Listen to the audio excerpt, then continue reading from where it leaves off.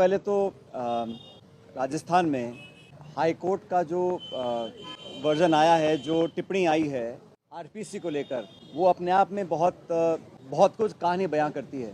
RPSC वो संस्था है जहां से प्रदेश का नौजवानों का भविष्य तय होता है एक तरह से। और लंबे समय से मैं खुद भी कहता आया हूं और लोग भी कहते हैं कि आरपीएससी का जो गठन है, जो चयन प्रक्रिया है, जो कार्यप्रणाली है, जो जवाबदेही है, जो पारदर्शिता है, वो पूरी तरह कॉम्प्रोमाइज़ हो चुकी है। अब जब हाईकोर्ट खुद ये कह रहा है कि आरपीएससी गूंगी बहरी बैठी है, तो मुझे लगता है कि सरकार के पास अब कोई कारण बचा नहीं है, कोई एक्सक्यूज़ बचा नहीं है कि वो मूल चूक परिवर्तन करे।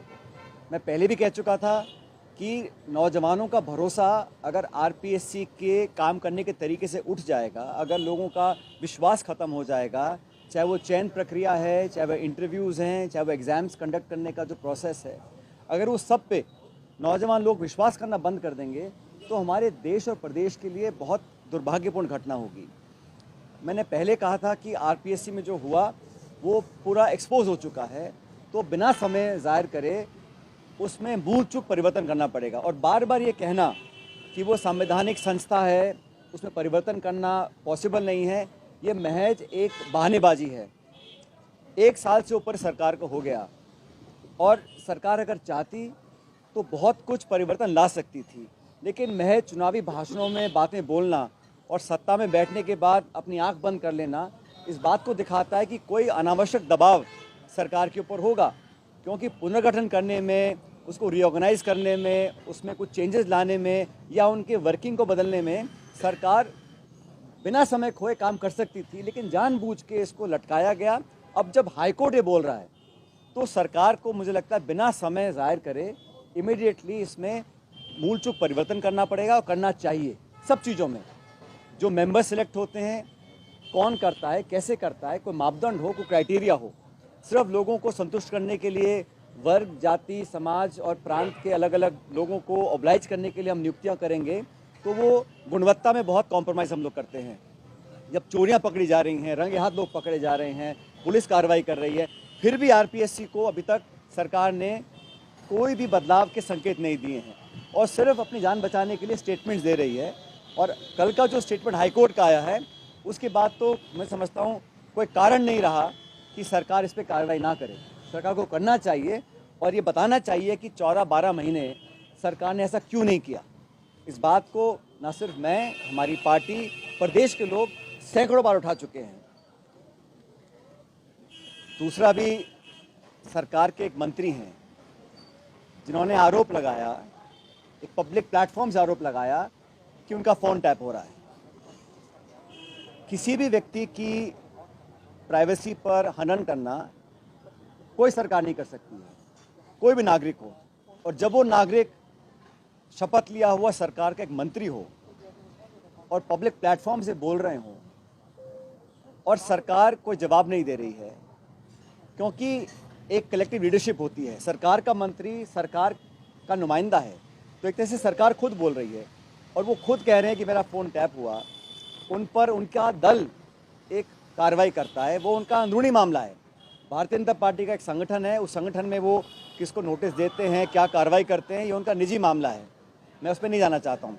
लेकिन पब्लिक लाइफ में सरकार के एक मंत्री, जो आज भी मंत्री हैं, वो एक क्लेम करते हैं और कहते प्रमाण मेरे पास है, और सरकार कोई जवाब नहीं दे रही। सदन के अंदर सरकार को जवाब देना चाहिए। पूरा प्रदेश और पूरा देश जानना चाहता है कि एक जिम्मेदार व्यक्ति जो आपकी सरकार के मंत्री हैं, वो ये आरोप लगा रहे हैं कि उनके साथ उनका फ़ोन टैप हो रहा है और सरकार के पास जवाब कोई नहीं है। सिर्फ उनका संगठन कार्रवाई करके जवाब पूछ रहा है कि आपने ऐसा क्यों बोला गया। कोई आम नागरिक बोलता, कोई उनके दल का कार्यकर्ता बोलता, मैं समझ सकता हूँ, लेकिन सरकार का एक मंत्री, और ये मजाक बना रखा है। वो इस्तीफा दिए बैठे हैं, उनका इस्तीफा एक्सेप्ट नहीं हो रहा, वो कुछ स्टेटमेंट देते हैं, मंत्री होने के नाते कहते हैं मेरा फ़ोन टैप हो रहा है, तो संगठन कार्रवाई कर रहा है। फिर उनका जवाब, पता नहीं उन्होंने जवाब क्या दिया होगा, लेकिन मैं मानता हूँ ये मजाक बना हुआ है। लगभग 1 साल हो गया। किसी व्यक्ति को पार्टी में काम करने का अधिकार है, लेकिन जब वो मंत्री बन जाते हैं तो अलग जिम्मेदारी होती है। और एक कलेक्टिव लीडरशिप में every minister speaking for the government, जो स्टेटमेंट उनका आया है उस दिन फ़ोन टैपिंग का, वो सरकार का स्टेटमेंट है। सरकार में बैठा मंत्री खुद कह रहा है मेरा फ़ोन टैप हो रहा है और सरकार मजाक बना रखा है। तो पूरी प्रणाली को एक तरह से चैलेंज किया है और दुर्भाग्य है कि सदन चल रहा है, सत्र जारी है और हमारी पार्टी ने, हमारे दल ने सदन के अंदर मामले को उठाया, कोई जवाब नहीं आया। तो मुझे लगता है कि सरकार को कुछ निर्णायक कार्रवाई करनी चाहिए, सच्चाई जनता के सामने आनी चाहिए। अगर किसी सूत्र ने उनको बताया था तो डॉक्टर साहब को भी उसका सूत्र का खुलासा करना चाहिए। कौन वो लोग थे, कोई अधिकारी थे, कार्यकर्ता थे या कोई पत्र, जो भी था, क्योंकि ये इतना आसान नहीं है। और ये फ़ोन टैपिंग का मामला मैं समझता हूँ बहुत गंभीर मामला है। इस पर सरकार को स्पष्टीकरण देना चाहिए और एक वाइट पेपर जारी करना चाहिए कि हमारे मंत्री ने ये बोला, सही था या गलत था। सिर्फ पार्टी के लेवल पर कार्रवाई करना मैं समझता हूँ पर्याप्त नहीं है। मैंने देखा कि सत्ताधारी दल के एक विधायक ने एक बड़ी गंभीर बात बोली और दुर्भाग्यवश स्वर्गीय माथुर साहब की जब सरकार थी राजस्थान में, उस समय के आरोपों पर वो अपना वर्णन कर रहे थे। बड़ा दुर्भाग्यपूर्ण है क्योंकि वो दोनों पूर्व मुख्यमंत्री दुनिया में नहीं हैं, ना तो माथुर साहब हैं ना शेखावत साहब हैं। लेकिन दशकों पुरानी कही सुनी किसी बात को एक जिम्मेदार विधायक, सत्ताधारी दल का विधायक इस बात को मीडिया में बोलता है, उस पर चर्चा होती है, ये मैं समझता हूँ बहुत निंदनीय है। और किसी इस प्रकार इतिहास में जाकर जो बात शायद कहीं सुनी होगी या ना भी होगी, उसका विवरण करना और आरोप लगाना कि हत्या की साजिश कभी की गई थी, मैं जो उन्होंने कहा उसका मैं खंडन करता हूं और उम्मीद करता हूं कि इस प्रकार की बातें ना बोले। किसी भी स्वर्गीय नेता को या कांग्रेस की पिछली सरकारों को इस प्रकार दोषी बनाना बिना तथ्य के, बिना प्रमाण के, ये दिखलाता है कि आप ध्यान डिफ्लेक्ट करना चाहते हैं। आप डॉक्टर किरोड़ी मीणा जी के फ़ोन टैपिंग के प्रकरण से ध्यान डाइवर्ट करने के लिए इस प्रकार के आरोप लगा रहे हैं कि मारने की साजिश की गई थी, एनकाउंटर की साजिश की गई थी। ये सब हवाई बातें हैं और इसका कोई इसमें तथ्य नहीं है। और इसमें समझता हूँ इसमें भारतीय जनता पार्टी को स्पष्ट करना चाहिए कि विधायक महोदय ने जो बोला है, क्या उस बात से वो सहमत हैं? अगर हैं तो तथ्य लाने चाहिए, नहीं तो माफ़ी मांगनी चाहिए। अभी जो ERCP की पहली योजना थी उसका MOU साइन किया गया, वो प्रकाश में आया है और उसमें ये कहा गया कि जो पहले राजस्थान का कोटा था पानी का, सिंचाई का, उद्योग के इस्तेमाल का और पीने के पानी का, उसमें इजाफा किया गया है। और आज एक खबर छपी अखबार में कि पहले से कम पानी हमको प्राप्त होगा राजस्थान को। और उसमें भी आशंका ये है कि जो रिचार्ज वाटर है, जितना मध्य प्रदेश रिचार्ज करेगा वो 47 MCM है और राजस्थान में अनुमान लगाया कि 522 MCM हम रिचार्ज करेंगे। तो ये तुलनात्मक दृष्टि से इम्प्रैक्टिकल लगता है। तो इस तरह आंकड़ों को बढ़ाकर लोगों को भ्रमित किया जा रहा है। सरकार को स्पष्ट करना चाहिए सदन के अंदर कि जो MOU साइन किया था उसमें जो आपने आंकड़े दिए हैं राजस्थान के शेयर के पानी के, उसकी पूर्ति कैसे करेंगे आप? कुछ इसमें जो गुणा भाग किया है वो काल्पनिक है। इसलिए सरकार को जवाब देना चाहिए कि जो पहली परिकल्पना थी ERCP के निर्माण में, उसमें राजस्थान का जो हिस्सा था उसमें पहले तो आपने कम आंका है और जो आंका भी है उसको अगर आप ऐड करेंगे तो वो तुलनात्मक दृष्टि से वो गले नहीं उतरता है। इसलिए सरकार को इस पर जवाब देना चाहिए। सदन चल रहा है, उसके आगे खुल के बोलना चाहिए। आप सभी जानते हैं कि गड़साना में सिंचाई के पानी को लेकर आंदोलन चल रहा है और उस क्षेत्र के लोगों की पुरानी मांग है कि हमको और पानी दिया जाए फसल की सिंचाई के लिए। मुझे लगता है सरकार ने अभी तक उसको गंभीरता से नहीं लिया। और गड़साना वो इलाका है जहाँ बहुत पहले और कई लंबे समय से पानी को लेके कई आंदोलन हुए हैं। कुछ आंदोलन उग्र भी हुए थे और वहाँ दुर्घटना भी हुई थी। तो समय का ध्यान रखते हुए सरकार को तुरंत प्रभाव से वहाँ के किसानों को राहत देने के लिए पानी छोड़ने की व्यवस्था बिठानी चाहिए, चाहे उसके लिए उनको जो भी करना पड़े। लेकिन ये मांग जो है मैं समझता हूँ वाजिब मांग है और किसान अपनी मांग लेकर सड़कों पे कई दिनों से आंदोलित हैं। उसका सरकार को संज्ञान लेकर कार्रवाई करनी चाहिए। और अभी आपने दिल्ली में देखा होगा मणिपुर के मुख्यमंत्री, जिनका अचानक दिल्ली बुला के इस्तीफा लिया गया। जब मणिपुर में हिंसा चल रही थी, जब एक तरह से सिविल वॉर वहाँ चल रहा था, हजारों लोगों को वहाँ पर पीड़ित किया गया, हत्याएं हुई, बलात्कार हुआ, शोषण हुआ। और उस समय स्थिति को संभालने के लिए अगर मुख्यमंत्री का इस्तीफा लिया जाता तो शायद वहाँ के लोगों को इतना नुकसान नहीं झेलना पड़ता। लेकिन अब जब उनकी सरकार जाने का खतरा था, नो कॉन्फिडेंस मोशन सदन में आने वाला था, तो सिर्फ सत्ता और कुर्सी बचाने के लिए उनका इस्तीफा लिया गया। हिंसा से लोगों को बचाने के लिए, बलात्कार और मौत से लोगों को बचाने के लिए उनका इस्तीफा नहीं लिया गया। तो भाजपा का जो सोच है वो कुर्सी सत्ता बचाने के लिए है, कैसे हमारी सरकार बची रहे। मुख्यमंत्री की कुर्बानी देनी थी तो उस समय देनी चाहिए जब लोग मांग रहे थे।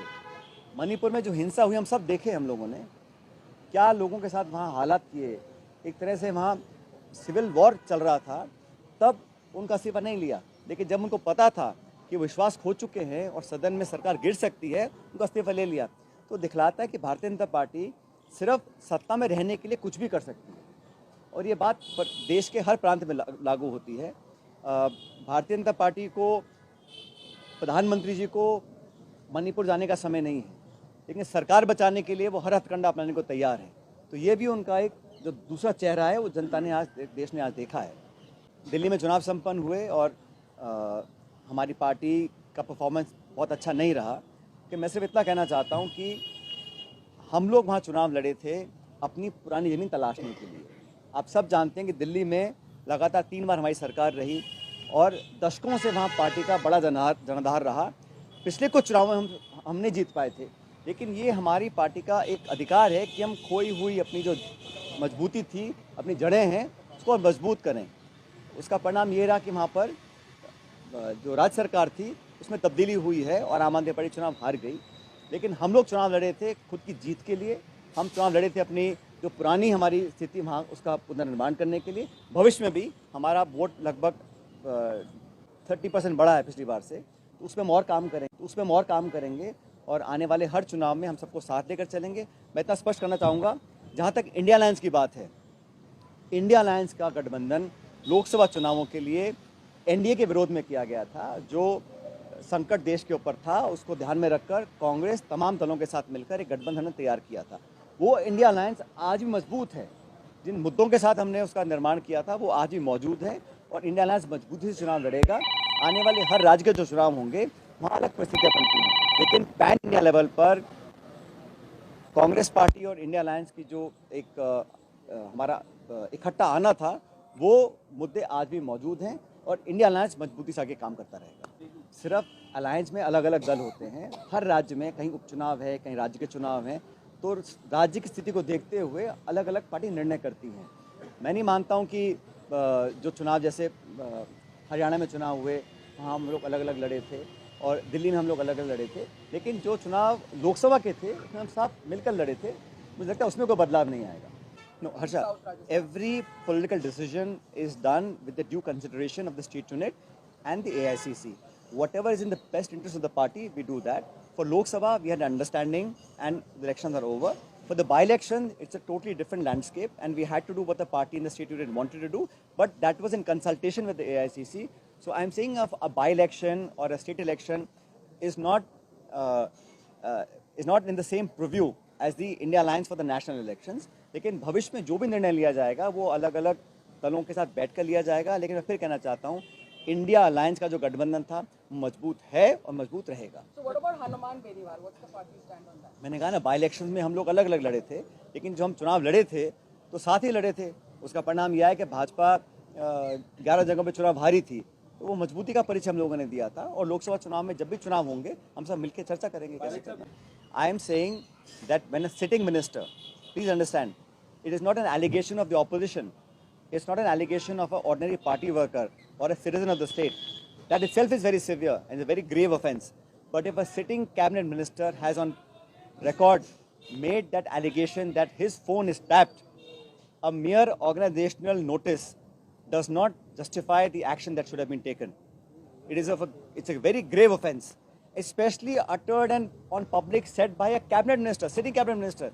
भाई विपक्ष के लोग आरोप लगा, मैं समझ सकता हूँ, लेकिन सिटिंग मिनिस्टर बोल रहे हैं और बजाय सरकार को कार्रवाई करे संगठन नोटिस दे रहा है, उनको जवाब मांग रहा है। That does not justify the action that is required to be done and phone tapping is a serious offence. Any such incident now or before should be absolutely transparently investigated and anyone found guilty, any leader, any party member, any officer, any police officer, जो भी है, अगर किसी ने कुछ गलत किया है तो उसका आना चाहिए। कहा है कि हर गलती सजा मांगती है, तो गलती करेगा तो सजा मिलनी चाहिए। अब वो जान बचाने के लिए ध्यान भटका रहे हैं ना, तो स्टेटमेंट दिया है भाई, स्टेटमेंट दिया ना, उस पर चर्चा करनी चाहिए उनको। और अगर ऐसा कुछ था, प्रमाण लेकर आए उसका। लेकिन जो दुनिया में नहीं है, 20-25 साल 30 साल पुरानी बात कर रहे हैं आप, ऐसी आरोप लगा देंगे किसी के ऊपर, ये गलत है। वो तो आप आज आप क्राइसिस में आ गए हैं, आप अपनी जान छुड़ाने के लिए इधर उधर की बातें कर रहे हैं, और क्या प्रमाण है किसी के पास? ना तो भैरव सिंह जिंदा है, ना माथुर साहब जिंदा है। लेकिन इस प्रकार की बातें बोलना एक बड़ा गैर जिम्मेदाराना बयान है। सरकार ने पहले ये कहा था, सरकार के मंत्री ने कहा था कि न्याय जांच होनी चाहिए, मैंने भी मांग की थी। अगले दिन कहा था कि वहाँ पर जो एट्रॉसिटीज़ हुई हैं उसकी न्यायिक जांच हो, प्रशासनिक या पुलिस की जांच से सच्चाई सामने नहीं आएगी। न्यायिक जांच नहीं कराई, इसका मतलब है सरकार नहीं चाहती कि वहाँ न्याय हो। अगर किसी के साथ गलत हुआ है, घरों में घुसे हैं, लोगों को मारा है, उनके सामान जला दिए, सब कुछ किया है, दिन छिपने के बाद किया है, जब जांच ही नहीं हो रही है तो न्याय कैसे मिलेगा?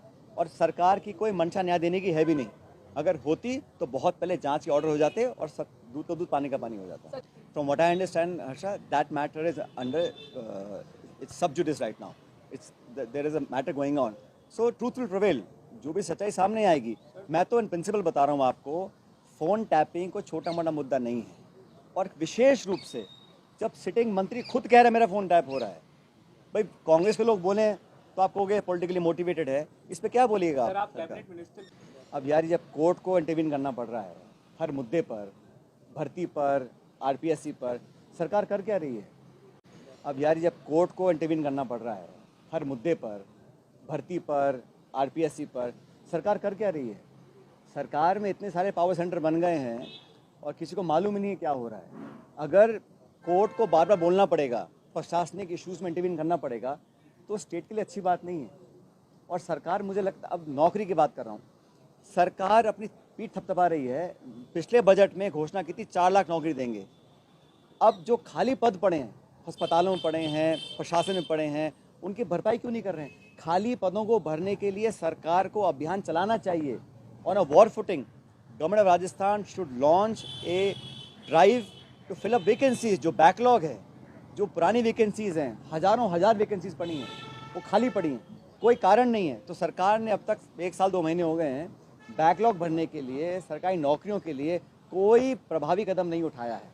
सिर्फ आंकड़ों का खेल खेल रहे हैं, सदन में आके भाषण दे जाते हैं और धरातल पर कुछ हो नहीं रहा। इसलिए नौजवानों के भविष्य को सुरक्षित करने के लिए राजस्थान सरकार को तुरंत प्रभाव से अभियान चलाना चाहिए भर्तियां भरने का। इतनी सारी पोस्ट खाली पड़ी हैं, उसको भरने का कोई सरकार को कोई जहन में नहीं है। मैंने उनका कोई स्टेटमेंट या जवाब देखा नहीं है। जो मीडिया में आया है, भाजपा की कार्रवाई जो उनके खिलाफ हुई है, मैं उस पर संदर्भ, उन्होंने क्या बोला मुझे मालूम नहीं क्या बोला। भाई सरकार की जिम्मेदारी है सदन को चलाना, सरकार की जिम्मेदारी है, गवर्नमेंट की जिम्मेदारी है सरकार को सदन को चलाना। अब सदन में आपके मंत्री आरोप लगा रहे हैं, आप जवाब नहीं दे पा रहे हैं। आप जो अब तक सदन चला है, मुझे लगता है सरकार गंभीर नहीं है, वो शायद चाहती चर्चा ही ना हो, वो सदन को चलाने के मूड में ही नहीं है। क्योंकि सदन चलाना हो, जैसे जिलों के भंग करने पर हम चर्चा मांगी, स्पीकर ने हाँ बोल दिया, फिर सरकार विरोध कर रही है, फिर उसमें लेन देन करते हैं, फिर हंगामा मचेगा। विपक्ष का काम है जवाब मांगना, चर्चा करना, और सरकार का काम है जवाब देना। अब जब जवाब देने को है नहीं तो वो सूट करता है कि अब हंगामा करो, हम सदन नहीं चलाएंगे। लेकिन सरकार को चलाने की जिम्मेदारी सरकार की है, और मैं तो कहना चाहता हूँ सरकार को हर मोर्चे पर अपना स्पष्ट मत रखना चाहिए। और जो जहाँ तक जिलों की बात है, मैंने पहले भी कहा था, जिलों को अगर आपको ख़त्म करना आपका मन था तो आप एक मापदंड तय करते, जनसंख्या का, भूगोल का, प्रशासनिक मापदंड का, ताकि एक क्राइटेरिया बनता। मनमाने तरीके से आपने इनको संभाग खत्म कर दिया, जिला खत्म कर दिया, और जवाब देने को तैयार नहीं है।